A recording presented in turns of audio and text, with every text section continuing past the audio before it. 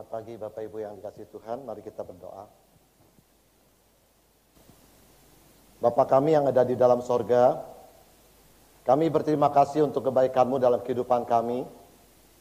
Hari ini bukti kebaikan Tuhan telah kami alami lagi. Kami telah Tuhan pimpin dan Tuhan sertai boleh datang beribadah kepada Tuhan. Kami bersyukur diberi kesempatan, kepercayaan dan kehormatan boleh memuji, memuliakan nama Tuhan melalui hidup kami. Dan kami bersyukur Tuhan sudah mendengar pengakuan dosa kami. Hari ini Tuhan kami berterima kasih Engkau kembali berkenan mau berfirman kepada kami. Karena Engkau begitu mengasihi kami, Engkau ingin membentuk kami, Engkau terus mau menolong kami untuk berubah seturut dengan yang Tuhan mau. Supaya kami semakin hari semakin serupa dengan Kristus. Sehingga melalui kehidupan kami, dunia dan orang yang ada di sekitar kami khususnya, mereka boleh melihat Kristus ada dalam hidup kami. Tuhan, hari ini kami mau bersama-sama belajar firman Tuhan. Tuhan buka hati kami, berikan pada kami kerendahan hati. Berikan pada kami hati yang terus mau percaya pada firman Tuhan, mencintai firman Tuhan. Dengan pertolongan-Mu kami mau mentaati firman-Mu dan juga mau melakukannya. Tuhan tolong hamba-Mu yang sudah Tuhan tolong dalam persiapannya. Biarlah Tuhan tolong saat Dia menyampaikan firman Tuhan hari ini. Kami semua yang sudah siap mendengar firman Tuhan, berkati kami Tuhan. Sehingga sungguh hari ini, dalam ibadah hari ini, setiap kami diberkati oleh Tuhan. Dan Tuhan Kau yang terus dipuji dan dimuliakan melalui hidup kami. Kami berdoa memohon berkat-Mu dalam nama Tuhan Yesus Kristus. Amin. Oke, silakan duduk Bapak Ibu yang dikasihi Tuhan. Kita bersyukur pada pagi hari ini kita boleh kembali membaca firman Tuhan. Kita akan membuka Alkitab kita di dalam Injil Lukas pasal yang ke-8 ayat 1 sampai ayat yang ke-3. Kita akan baca ayat ini.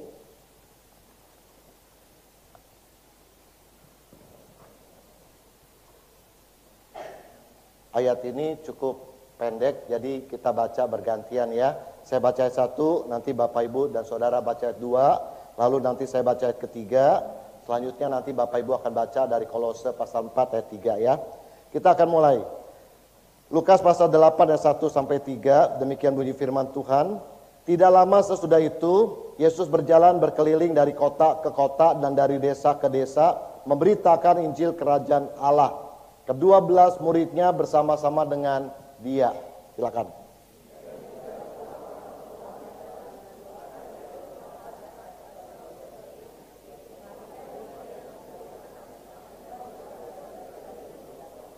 Ya, ayat 3.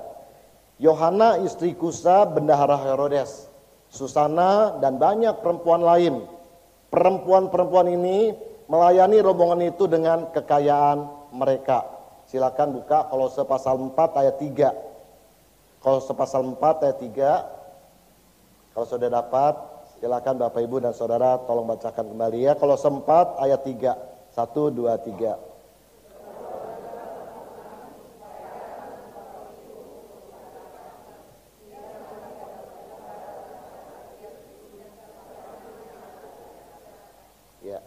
Nah, Bapak Ibu yang dikasihi Tuhan, dari ayat-ayat yang sudah kita baca ini dari Lukas dan juga dari Kolose, kita akan merenungkan satu tema, yaitu investasi dalam misi Tuhan ya. Kiranya melalui tema ini kita semua belajar apa yang dimaksud dengan investasi dalam misi Tuhan itu ya. Nah, Bapak Ibu yang dikasihi Tuhan Yesus Kristus, investasi apa saja yang dilakukan untuk menjalankan misi Tuhan ini? Kalau Bapak Ibu baca dari ayat ini jelas sekali ada yang Tuhan mau kita investasikan ya. Yang pertama yaitu investasi diri kita, investasi tenaga kita ya, investasi daya dalam kehidupan kita. Nah, itu yang Tuhan mau Bapak Ibu ya. Jadi yang pertama investasi daya, investasi dirimu kepada Tuhan.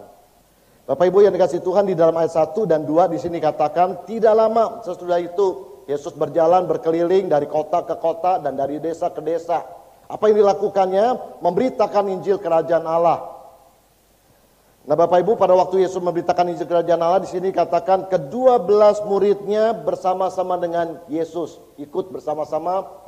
Nah, yang menarik Bapak Ibu, selain ke-12 murid yang ikut, di Alkitab memberitahu kepada kita ada juga beberapa orang wanita atau perempuan yang ikut serta di dalam pelayanan Tuhan Yesus Kristus, Bapak Ibu.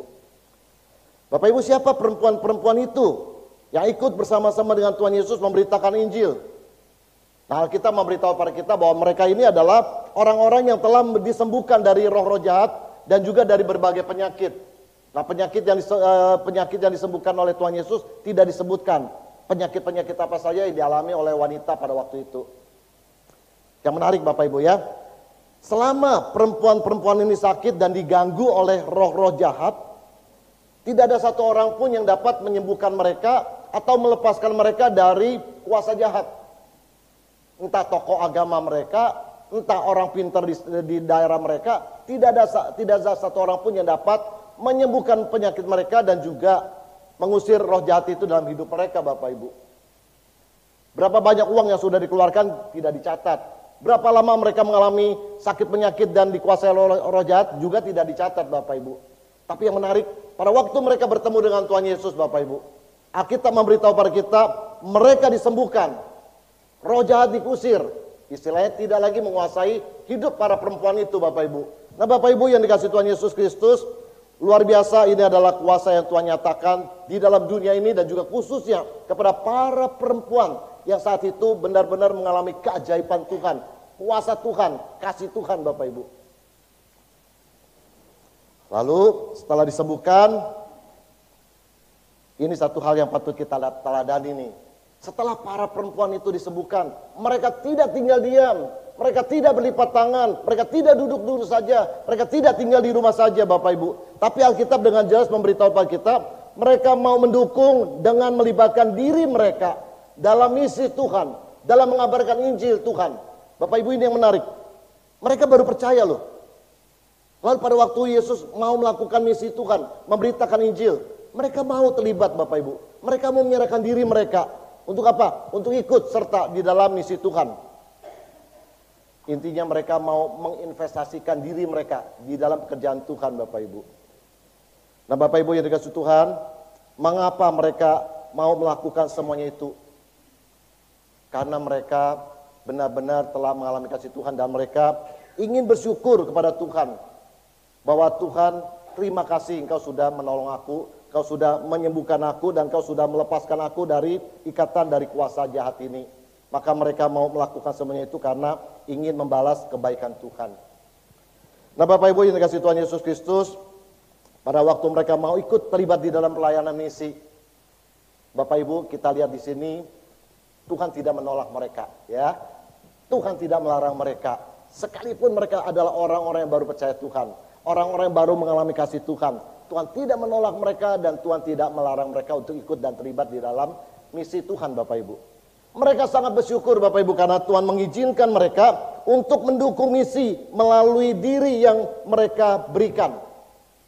Padahal mereka adalah orang yang sederhana, mereka juga tidak terlalu tahu, boleh dikatakan mereka belum tahu banyak tentang Injil, Bapak Ibu. Tapi mereka mau melibatkan diri, menyerahkan diri, menginvestasikan diri untuk apa? Misi Tuhan, Bapak Ibu. Nah, Bapak Ibu, ini yang menjadi satu teladan buat kita tentunya, ya.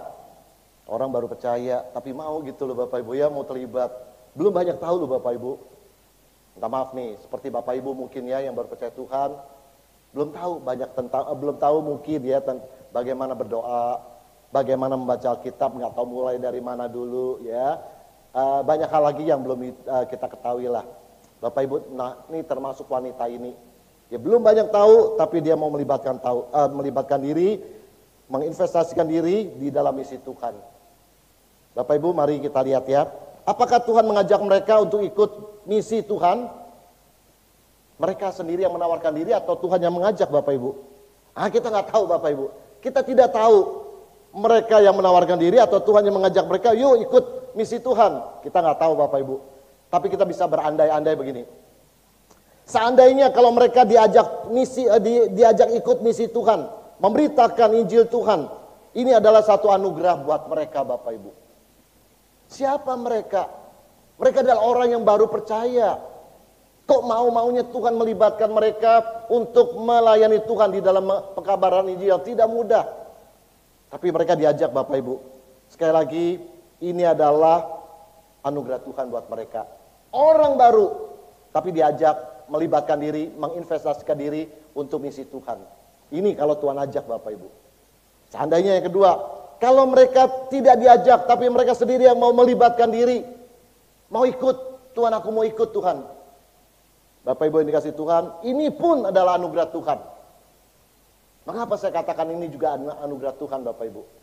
Bapak Ibu yang dikasih Tuhan, kalau sampai ada orang bisa mau mendukung pelayanan misi, dan itu digerakkan oleh dalam diri mereka, Bapak Ibu ini adalah satu anugerah Tuhan. Karena hanya Tuhan yang bisa menggerakkan hati orang untuk mau melibatkan diri dalam misi Tuhan Bapak Ibu.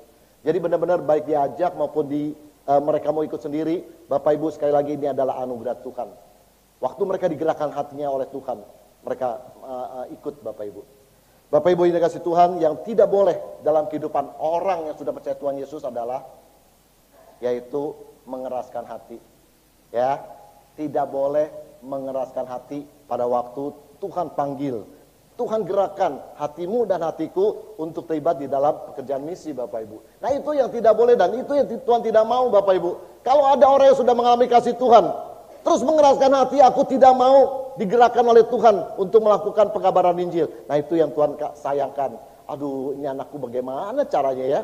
Digerakkan nggak mau. Wah, kadang-kadang suka dipecut juga sama Tuhan kali ya, atau disentil juga masih nggak mau. Mungkin ini adalah orang Kristen yang ada di sana Bapak Ibu, nggak tahu yang di sini. Yang di sini Tuhan sudah gerakkan di hati Bapak Ibu, yuk ikut misi, yuk beritakan Injil. Tapi kadang-kadang tanpa sadar ya, kita entah ini dan itu, entah malu, entah nggak berani, banyak faktor Bapak Ibu. Tapi hari ini kita diingatkan Bapak Ibu dan kita diajarkan Bapak Ibu, jangan pernah keraskan hatimu. Pada waktu Roh Kudus bekerja dalam hatimu untuk berbicara tentang Injil kepada orang-orang yang saudara ketemu yang belum mengenal Tuhan, Bapak Ibu. Nah, Tuhan mau pakai hidup kita, Bapak Ibu. Bapak Ibu, saya teringat dengan satu kisah seorang yang bernama John, ini kejadiannya di luar negeri, Bapak Ibu ya.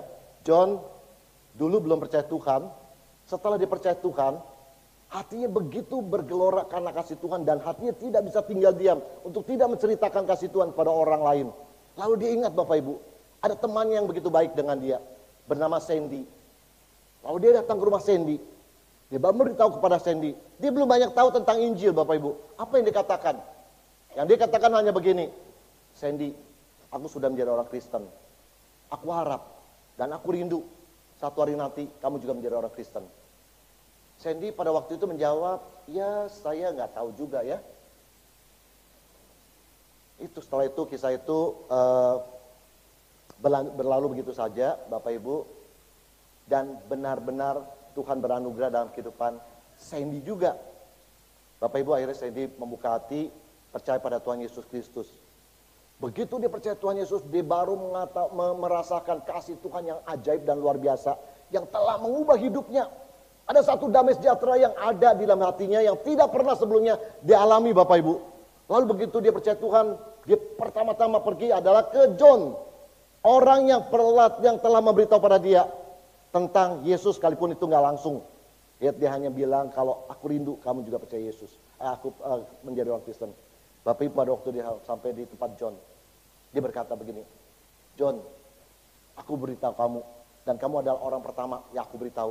Aku adalah orang Kristen, aku sudah menjadi orang Kristen. Puji Tuhan, John sangat senang ya. Lalu Sandy berkata begini, John, aku mau berterima kasih padamu. Dia salamin tangan si John. John, terima kasih. Karena kamu, aku menjadi orang Kristen. Karena kamu, aku percaya Yesus Kristus. John bilang, enggak. Itu karena Tuhan. Kamu berterima kasih sama Tuhan. Betul. Aku pertama-tama memang bersyukur pada Tuhan Yesus yang mengasihi aku. Tapi aku tidak pernah lupa, engkau adalah orang yang telah Tuhan pakai untuk memberitahu aku tentang Yesus. John, terima kasih. Dia salaman Bapak Ibu. Si John sampai puhau iso ya, sampai gak enak. Tapi terima juga, karena John mau gak mau menyadari, memang aku yang memberitahu Sandy. Saudara, akhirnya berlalu waktu. Si John akhirnya pergi keluar dari daerahnya, mendalami kekristenan. Akhirnya dia menjadi sekolah Alkitab dan menjadi seorang pendeta. Bahkan dia menjadi seorang pengkhotbah yang terkenal. Dia banyak menulis buku-buku juga Bapak Ibu. Dan Bapak Ibu setiap kali dia pulang, dia menjadi dosen juga. Setiap kali dia pulang cuti ke kampungnya, dia tidak pernah lupa datang ke rumah Sandy. Kalau dia tidak datang ke rumah Sandy dan Sandy tahu John yang pulang ke rumah, ke kampungnya, Sandy akan datang bertemu si John. Dan Sandy setiap kali bertemu dengan John, dia salamin tangan John. John, thank you karena kamu aku boleh percaya Yesus. Aduh, si John merasa bagaimana, tapi karena setiap kali Sandy berbuat seperti itu, ya Sandy terima saja ya. Si John terima saja. Bapak Ibu, satu masa pada waktu John sedang ada di tempat di mana dia tinggal, dia mengajar, dia melayani, dia mendengar berita Sandy meninggal. Hatinya sedih Bapak Ibu. Tapi di tengah kesedihan dia berkata begini, hal yang paling aku syukuri adalah pada waktu nanti aku sampai di surga, aku akan bertemu dengan Tuhan Yesus Kristus. Dan orang yang akan bertemu dengan aku adalah Sandy. Dan di situ aku akan merasakan jabatan tangan Sandy. Dan dia akan berkata, John, thank you karena kamu aku ada di surga. Wah Bapak Ibu, kisah ini sangat membuat saya sampai sekarang gak pernah bisa lupa Bapak Ibu. Dan kalau momen-momen mengabarkan Injil seperti ini, saya selalu ingat akan kisah ini Bapak Ibu. John yakin bahwa Sandy lah adalah orang yang akan menjabat tangannya. Dan dia berkata, John, terima kasih karena kamu aku ada di surga. Ya, nah Bapak Ibu yang dikasih Tuhan, kita adalah orang-orang yang telah mengalami kasih Tuhan, bukan? Ya, kita adalah orang-orang yang sudah benar-benar merasakan, mengalami keajaiban dan kasih Tuhan dalam hidup kita. Sehingga hari ini sebagai bukti saudara adalah orang yang dikasih Tuhan, datang beribadah pada Tuhan. Datang mengasihi Tuhan, datang melayani Tuhan, datang juga hidup bagi Tuhan Bapak Ibu. Itu satu hal yang baik Bapak Ibu. Ya, nah Bapak Ibu yang dikasih Tuhan, satu pertanyaan. Kapan terakhir kali, minta maaf ya, Anda memberitakan Injil kepada orang lain? Puji Tuhan Pak, kemarin saya baru memberitakan Injil, puji Tuhan. Kalau saudara adalah, saudara berkata seperti itu, kemarin saya baru memberitakan Injil Pak, puji Tuhan. Atau saudara berkata, saya ingat-ingat dulu ya Pak, minggu lalu Pak saya baru memberitakan Injil, puji Tuhan. Saudara masih ada beban dan hati dan hidupmu setelah percaya Yesus, mau memberitakan Injil Bapak Ibu. Kalau saudara berkata, Pak aku belum pernah memberitakan Injil, nah saudara hari ini saudara harus berdoa. Tuhan tolong berikan pada saya hati yang mau memberitakan Injil kepada orang lain. Tuhan berikan pada saya hati supaya saya benar-benar mau menginvestasikan diriku untuk misimu Tuhan di dalam dunia ini. Saudara kita harus berdoa seperti itu. Ya, memang saya tahu nggak gampang memberitakan Injil. Ada banyak faktor yang membuat kita ragu-ragu, takut, malu. Termasuk saya saudara, sampai sekarang pun sebagai seorang pendeta, kadang-kadang dalam situasi tertentu bisa dalam seperti yang saudara alami. Tapi saya bersyukur Tuhan tetap memberikan hati di dalam diri saya. Ya, nah di Mangga Besar, pendeta Anies bersyukur telah melatih banyak orang, termasuk memberitahu kepada kami ada apa tuh, 5 jari Bapak Ibu. Wah simple cara mengabarkan Injil, dan Pak Anies, pendeta Anies sudah berkali-kali melatih anak sekolah minggu, melatih komisi wanita, dan itu dilakukan dan banyak orang mau terlibat di dalam mengabarkan Injil. Ya, nah Bapak Ibu yang dikasihi Tuhan Yesus Kristus, mari kita mohon supaya Tuhan memberikan pada kita hati yang lemah lembut, sehingga saat Tuhan menggerakkan kita untuk terlibat di dalam misi Tuhan, Bapak Ibu mari jangan keraskan hatimu. Kalau gereja di sini ingin melatih saudara, membimbing saudara, melengkapi saudara untuk menjadi seorang pemberita Injil, Bapak Ibu datang. Biarkan hatimu ditolong oleh Tuhan bagaimana caranya mengabarkan Injil dengan efektif dan baik Bapak Ibu. Ya, Bapak Ibu yang dikasihi Tuhan, mari bertekad kepada Tuhan. Minimal 1 jiwa baru saya bawa kepada Tuhan sebelum saya meninggal Tuhan. Saudara, ini harus menjadi tekad kita.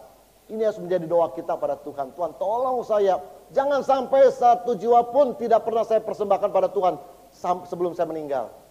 Saudara, ini harus menjadi doa kita ya. Tuhan tolong saya sebelum saya meninggal. Ada 1 jiwa yang saya bawa kepada Tuhan. Bapak Ibu yang sudah bawa 1 jiwa, terus berdoa dan bertekun.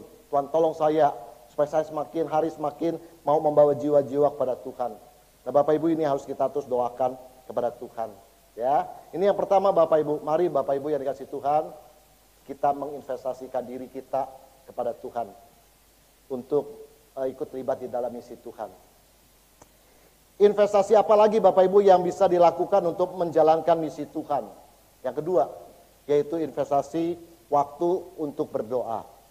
Di dalam Kolose pasal 4 ayat 3 di sini katakan, berdoa jugalah untuk kami, supaya Allah membuka pintu untuk pemberitaan kami, sehingga kami dapat berbicara tentang rahasia Kristus yang karenanya aku dipenjarakan. Bapak Ibu, ini adalah permintaan Paulus kepada orang-orang Kristen yang ada di Kolose untuk mendoakan Paulus pada waktu dia mengabarkan Injil, Bapak Ibu ya. Paulus adalah seorang rasul, Bapak Ibu. Dia ada seorang rasul yang dipakai Tuhan secara luar biasa. Dia sudah memberitakan Injil, Bapak Ibu, ke banyak orang dan juga ke banyak tempat, Bapak Ibu. Ini mau nggak mau kita harus akui, karena dia sudah menulis sekian banyak kitab kepada orang-orang Kristen yang ada di daerah di mana dia melayani. Alkitab kita, kitab perjanjian baru kita ada 27 kitab, Bapak Ibu. 12 kitab minimal itu ditulis oleh Rasul Paulus, hampir setengahnya, Bapak Ibu. Dan itu adalah daerah-daerah di mana Paulus memberitakan Injil, Bapak Ibu. Banyak orang dia sudah memberitakan Injil, banyak tempat dia juga sudah memberitakan Injil, Bapak Ibu. Tapi ini teladan Paulus. Apa yang Paulus katakan di bagian ini, Bapak Ibu? Dari pengalaman Paulus memberitakan Injil, Bapak Ibu, Paulus seringkali mengalami kesulitan. Mengapa, Bapak Ibu? Paulus adalah seorang rasul yang sudah berkali-kali memberitakan Injil, tapi dia sadar pada waktu dia memberitakan Injil, dia banyak kali mengalami kesulitan. Mengapa? Karena Paulus diingatkan, dan kita semua hari ini harus tahu juga, Bapak Ibu, memberitakan Injil ini adalah satu peperangan rohani. Mengapa kita katakan peperangan rohani? Karena dari orang yang belum percaya Tuhan, yang tadinya dikuasai oleh roh jahat, kuasa jahat, minta maaf ya, saya katakan begitu Bapak Ibu ya, roh dunia lah katakan, hati yang begitu gelap kepada kekristenan, hati yang begitu gelap kepada kebenaran ataupun firman Tuhan, Bapak Ibu. Dan sekarang kita dengan anugerah Tuhan yang sudah percaya Yesus, kita tahu ini orang harus dimenangkan. Dan pada waktu kita mau memberitakan Injil, Bapak Ibu minta maaf ya, roh jahat gak akan membiarkan orang itu diselamatkan. Dan disitulah yang namanya terjadi peperangan rohani. Bapak Ibu, Paulus tahu bahwa kuasa jahat tidak bisa dikalahkan dengan kekuatan manusia, hanya bisa mengandalkan kekuatan dan kuasa Roh Kudus. Ya, oleh sebab itu makanya Paulus meminta kepada jemaat di Kolose untuk bantu dia dalam doa. Ya, nah Bapak Ibu yang dikasihi Tuhan Yesus Kristus, sekali lagi, maka dari itu saat Paulus mau memberitakan Injil dan saat Injil sudah diberitakan, Paulus membutuhkan dukungan doa dari orang-orang Kristen, termasuk dari jemaat Kolose. Ini yang terjadi, Bapak Ibu. Ya, jadi memberitakan Injil adalah peperangan rohani. Saudara dan saya pada waktu memberitakan Injil terjadi peperangan rohani. Karena si jahat tidak mau melepaskan orang yang dicengkramnya. Roh dunia tidak akan membiarkan orang yang belum percaya Tuhan untuk percaya pada Tuhan Yesus. Karena tidak ada satu orang pun yang dapat mengubah hati manusia untuk percaya Yesus, Bapak Ibu. Gak ada. Ya, hanya kuasa Tuhan yang dapat mengubah hati manusia yang keras hati menjadi lembut hatinya kepada kebenaran firman Tuhan. Yang dikuasai kegelapan yaitu si jahat menjadi dikuasai oleh terang Tuhan. Seperti perempuan-perempuan yang ada di dalam bagian ini, mereka dikuasai oleh roh jahat, roh kegelapan, tapi karena kuasa Tuhan sanggup melepaskan mereka dari ikatan dan kuasa kegelapan itu sehingga mereka mendapatkan anugerah Tuhan, percaya pada kebenaran ya. Bapak Ibu, tidak ada hati yang dari hati yang tidak percaya Yesus menjadi hati yang percaya Yesus. Bapak Ibu, ini yang terjadi. Melalui dukungan doa dari jemaat, Paulus akan mendapatkan hikmat Tuhan, Paulus akan mendapatkan keberanian dari Tuhan, dan Paulus akan mendapatkan kuasa dalam pelayanannya, Bapak Ibu. Bapak Ibu, ini yang membuat Paulus membutuhkan dukungan doa dari jemaatnya, Bapak Ibu. Ya, nah Bapak Ibu yang dikasih Tuhan, seorang Rasul Paulus saja, waktu dia memberitakan Injil, dia membutuhkan dukungan doa dari orang-orang Kristen lainnya, Bapak Ibu. Bapak Ibu, ini ada satu kisah pengalaman ya, pengalaman hidup dari seorang yang bernama George Mueller. Dia orang Kristen yang baik dan dia dipakai Tuhan secara luar biasa. Nah, satu kali pada masa mudanya, pada waktu dia sudah menjadi orang Kristen, dia berkenalan dengan 3 orang pria, Bapak Ibu. Dan pada waktu dia tahu 3 orang pria ini belum percaya Tuhan, Maka di dalam hatinya sebagai orang Kristen ada satu kerinduan agar mereka ini percaya Tuhan Yesus Kristus. Maka dia mulai menginjili. Ya, lalu dia mulai mendoakan ketiga teman pria yang baru dikenal ini Bapak Ibu. Nah Bapak Ibu ini dikasih Tuhan dalam kisahnya dikatakan Josh Muller hidup cukup panjang umur Bapak. Dan dikatakan setelah Josh Muller meninggal, 3 orang yang sudah didoakan, percaya nggak Bapak Ibu? Percaya Tuhan nggak? Pada waktu Josh Muller meninggal, 3 orang ini percaya Tuhan nggak? Belum. 3 orang ini belum percaya Tuhan. Padahal sudah bertahun-tahun Josh Muller mendoakan ketiga orang ini. Dari buku harian itu diketahui bahwa George Muller sudah bertahun-tahun mendoakan 3 orang pria yang dikenal sejak masa mudanya. Dan George Muller hidup dalam masa lumayan panjang umurnya Bapak Ibu. Bapak Ibu, apakah doa George Muller sia-sia? Sampai meninggal, 3 orang yang didoakan itu belum percaya Tuhan Bapak Ibu. Sia-sia doanya? Tidak Bapak Ibu. Tuhan mendengar doanya. Nah Bapak Ibu yang dikasih Tuhan, faktanya memberitahu pada kita, Bapak Ibu, 2 orang yang didoakan oleh George Muller percaya Tuhan dalam usia 70-an tahun. 1 orang lagi percaya Tuhan dalam usia 80-an tahun Bapak Ibu. Bapak Ibu, George Muller berdoa, menginvestasikan waktu doanya pada Tuhan. Berdoa untuk 3 orang ini bertahun-tahun. George Muller boleh meninggal, tapi benih Injil yang didoakan kepada Tuhan gak pernah mati. Dan Tuhan berkenan pada waktunya, akhirnya Tuhan pakai orang lain untuk menuai 3 orang yang sudah didoakan oleh George Muller. Jadi waktu doanya itu tidak pernah sia-sia di hadapan Tuhan. Invest waktu yang sudah George Muller berikan tidak pernah sia-sia. Tapi itu diperhatikan dan dipedulikan Tuhan. Dan sesuai dengan anugerah Tuhan dan waktu Tuhan, mereka didoakan boleh membuka hati dan percaya Tuhan.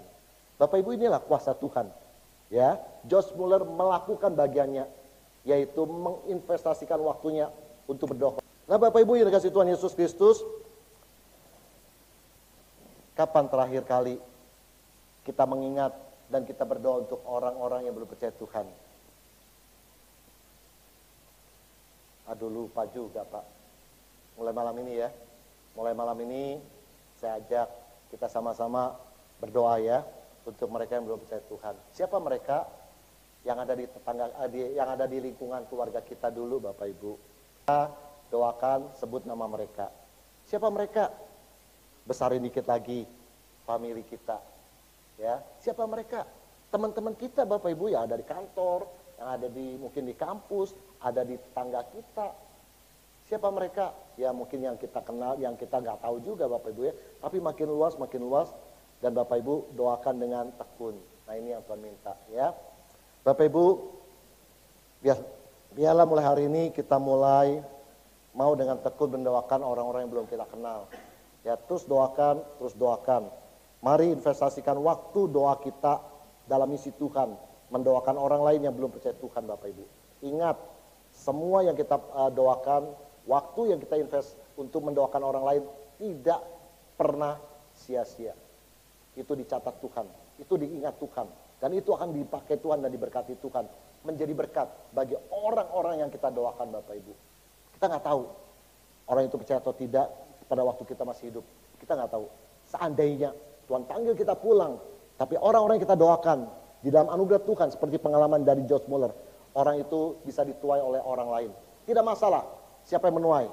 Yang Tuhan mau adalah bagian saudara dan bagian saya adalah menginvestasikan waktumu di dalam berdoa kepada Tuhan.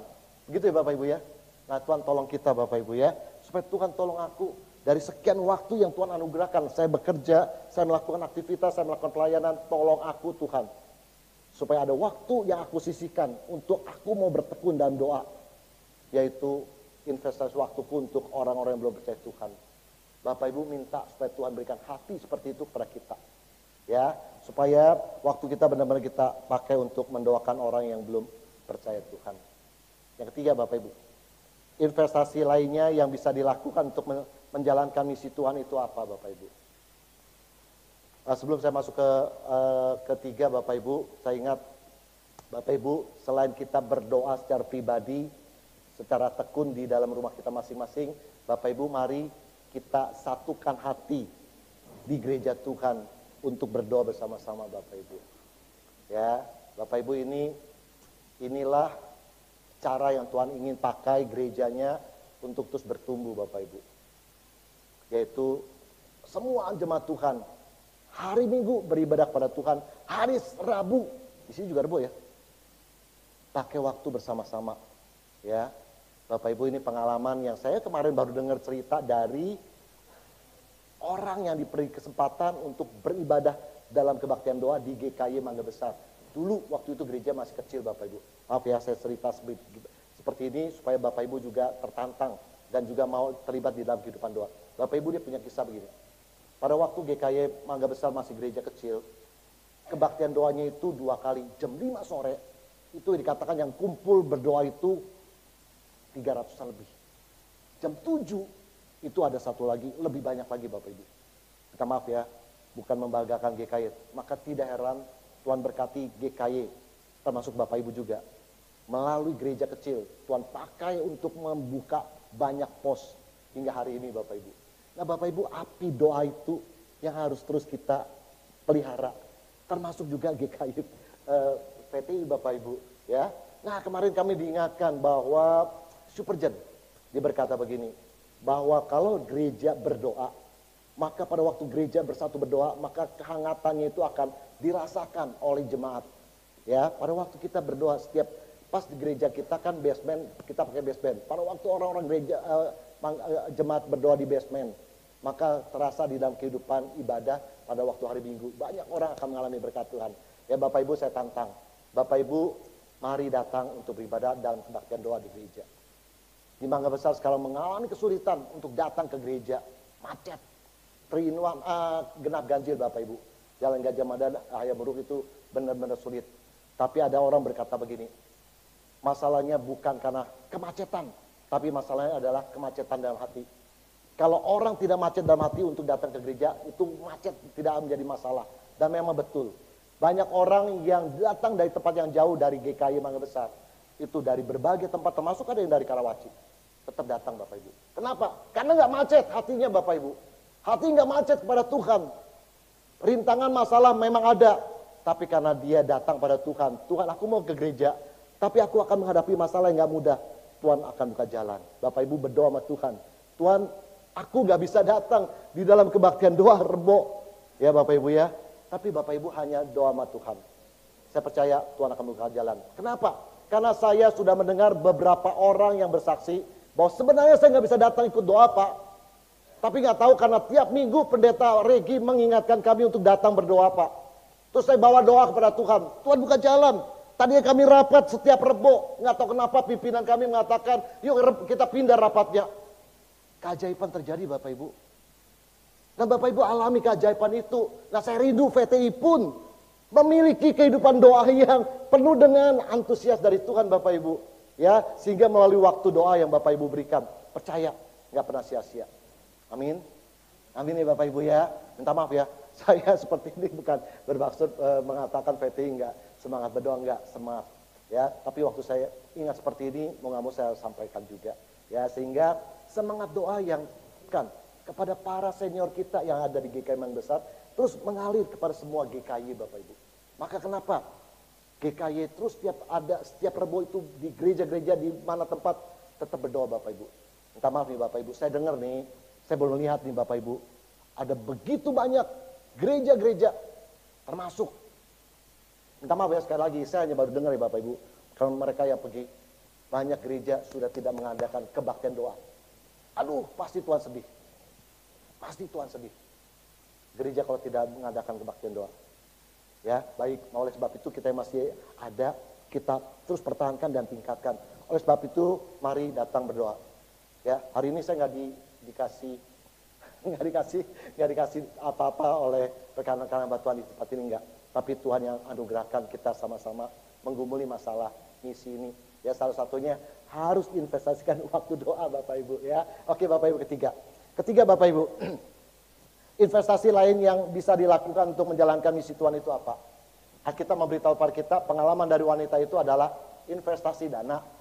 Ya, Bapak Ibu yang dikasih Tuhan, di ayat ketiga di sini dikatakan perempuan yang mengikuti Yesus itu salah yang lain adalah dikatakan Yohana istri Kusa bendahara Herodes.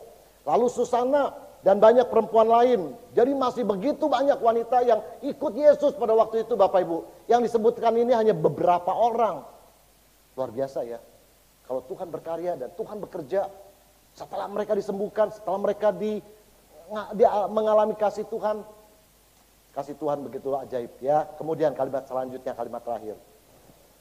Perempuan-perempuan ini melayani rombongan ini dengan harta benda mereka, dengan kekayaan mereka. Bapak Ibu, bukan hanya diri mereka yang mereka persembahkan untuk melayani Tuhan. Bukan waktu doa mereka yang mereka persembahkan untuk misi Tuhan. Tapi di sini katakan dengan jelas mereka melayani rombongan itu, mereka melayani misi Tuhan dengan apa? Dengan kekayaan mereka. Kalau di dalam Alkitab terjemahan baru, di sini katakan dengan harta milik mereka. Nah, Bapak Ibu, mereka sadar harta milik itu adalah pemberian Tuhan. Harta milik itu adalah titipan Tuhan. Dan pada waktu mereka diberi kesempatan untuk ikut terlibat di dalam misi Tuhan, mereka menginvestasikan dana itu kepada pekerjaan Tuhan, Bapak Ibu. Bapak Ibu, ini satu teladan yang baik Bapak Ibu ya. Nah Bapak Ibu yang dikasih Tuhan, para wanita yang sudah disembuhkan sekali lagi mendukung misi Tuhan dengan apa yang ada pada mereka, yaitu dana, keuangan, harta milik. Bapak Ibu, heran loh, Tuhan Yesus gak menolak pemberian mereka, padahal mereka baru percaya Tuhan loh ya. Tuhan Yesus gak menolak. Pada waktu mereka mendukung pelayanan Tuhan Yesus, memberitakan Injil dengan dana mereka, Tuhan Yesus tidak menolak, tapi Tuhan Yesus menerima pemberian mereka Bapak Ibu. Bapak Ibu yang dikasih Tuhan, sekali lagi ini menunjukkan kerendahan hati Tuhan kita Yesus Kristus. Tuhan Yesus yang menjadi pemilik dari semuanya ini. Tuhan Yesus adalah Tuhan yang begitu kaya raya, tapi dia rela memiskinkan dirinya karena saudara dan saya. Karena perempuan-perempuan itu Bapak Ibu, dia rela merasakan diberi itu pemberian itu seolah-olah Tuhan Yesus butuhkan, tapi Tuhan Yesus menerima pemberian wanita itu. Ya, ini luar biasa Bapak Ibu, satu teladan yang baik. Yesus yang kaya raya, tapi rela memiskinkan dirinya demi kita Bapak Ibu. Ya, Bapak Ibu yang dikasih Tuhan, Yesus yang biasa memberi kepada kita, Yesus yang biasa memberi kepada orang lain, tetapi Bapak Ibu, dia rela menerima pemberian kita yang sederhana dan yang terbatas ini. Bapak Ibu, ini satu anugerah yang luar biasa. Tuhan sekali lagi mengingatkan kita, apapun pemberian dirimu, dia terima. Kenapa? Karena Tuhan adalah Tuhan yang begitu baik. Ya, dia menerima apa yang kita berikan Bapak Ibu. Bapak Ibu yang dikasih Tuhan, semuanya itu Yesus terima sebagai dukungan dana untuk kesejahteraan orang lain. Dan Yesus tahu pada waktu dia ada dalam dunia, dia butuh dana untuk melakukan misi Tuhan. Sekalipun Yesus berkuasa dengan kekuatannya dan kuasanya untuk melakukan keajaiban. Tanpa dukungan orang lain, dia bisa. Tapi pada waktu orang lain datang memberikan bantuan, dia tidak pernah menolak dan dia tetap terima. Saya bacakan dua orang yang melihat tentang harta ya. Carl Henry, dia berkata begini, saya pikir Tuhan tidak memandang hina kekayaan. Malah Tuhan memberikannya kepada kita. Yang Tuhan pandang hina adalah penyalahgunaannya. Dan Tuhan memberi pahala atas pengelolaan yang benar. Bapak Ibu, kekayaan yang Tuhan berikan pada Bapak Ibu dan pada saya nggak pernah dipandang hina oleh Tuhan karena Tuhan yang beri. Tapi yang Tuhan lihat hina adalah pada waktu Bapak Ibu dan saya mengelolanya dengan cara yang tidak benar.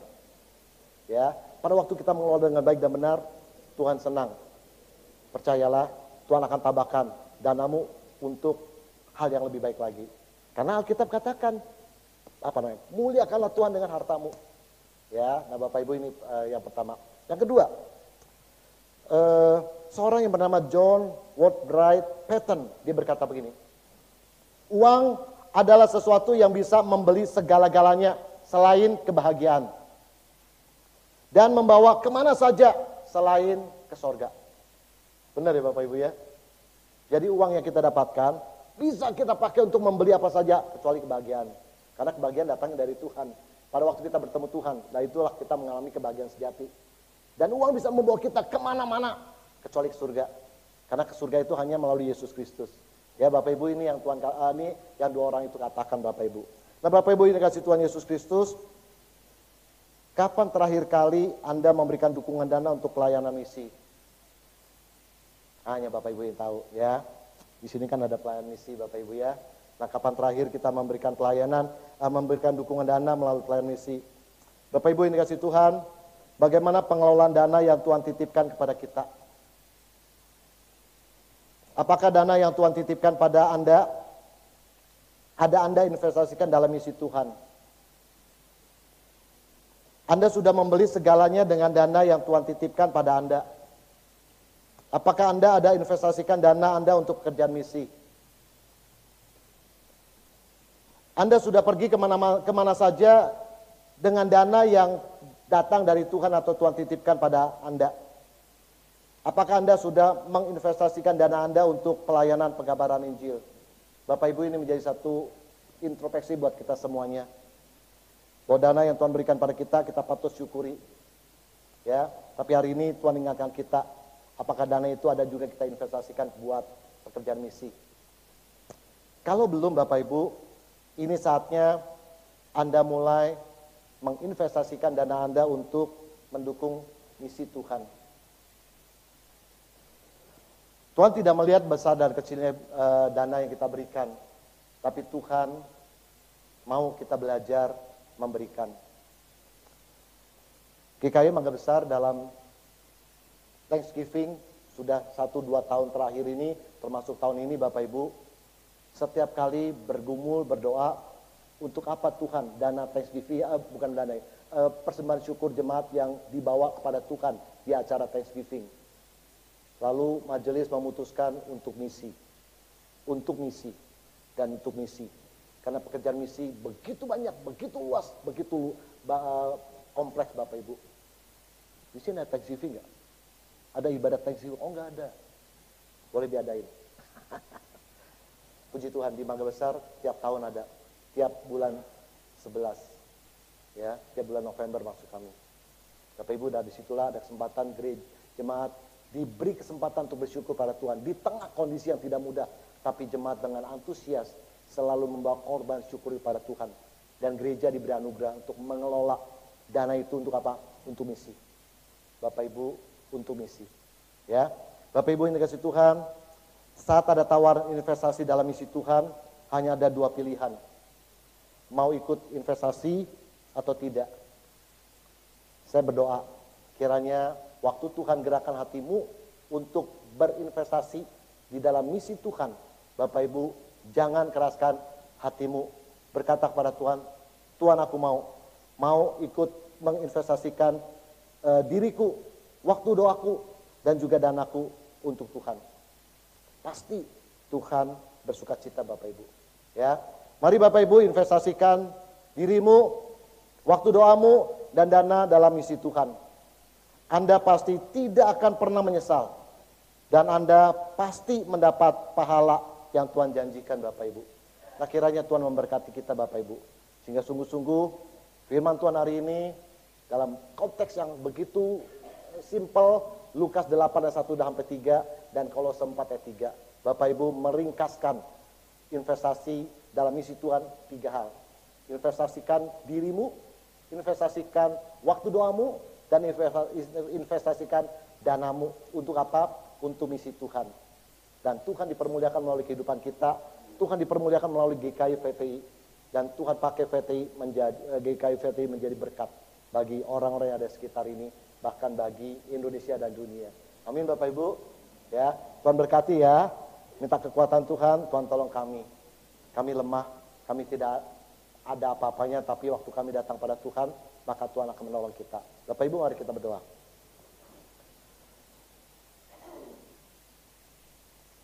Tuhan, kami berterima kasih untuk firman Tuhan yang kembali mengingatkan kami bahwa Tuhan adalah Tuhan yang misioner adanya. Tuhan, Engkau teladan yang indah bagi kami. Kami bersyukur melalui pembahasan kami hari ini dari Lukas, kisah dari para perempuan yang sudah Kau selamatkan, memberikan teladan yang begitu baik, mau menginvestasikan dirinya, menginvestasikan dananya, bahkan juga menginvestasikan waktu berdoanya. Kami bersyukur Engkau berkenan menerimanya. Kami rindu Tuhan setelah kami mendengar firman-Mu hari ini, Tuhan tolong kami, supaya kami pun mau melakukan firman Tuhan ini dalam hidup kami. Tuhan berkati sekali lagi jemaat Tuhan yang ada di GKI VTI ini, supaya sungguh-sungguh kami mau melakukan firman Tuhan ini dengan baik, dengan sehati, dan kami mau dipakai Tuhan menjadi berkat bagi orang-orang yang ada di sekitar kami, orang-orang yang ada di sekitar gereja ini. Kami berdoa, memohon berkat-Mu dalam nama Tuhan Yesus. Amin.